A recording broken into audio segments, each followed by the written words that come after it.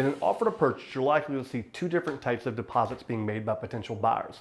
If you are a seller, knowing the difference between due diligence money and earnest money may help you determine which offer is the best for you, and if you're a buyer, knowing the difference could help your offer stand out upon multiple offers.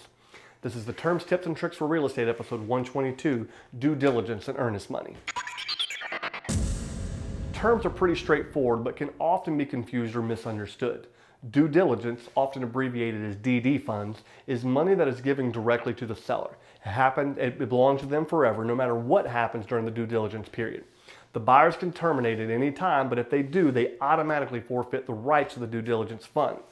Earnest money deposit, EMD, is written from the buyer to the escrow agent who holds the money until the contract is terminated or closed. If the buyer terminates before the inspection period ends, the money is returned to them. If they terminate after the due diligence period ends, the money is forfeited to the sellers. In a competitive market like we've seen over the past few years, it's important to know how these types of deposits to structure your offer to be strong. If you're a seller, knowing the difference can help you determine which offer sits on top of the pile for consideration. Until next time, I'm Chris Whitehurst. Welcome home.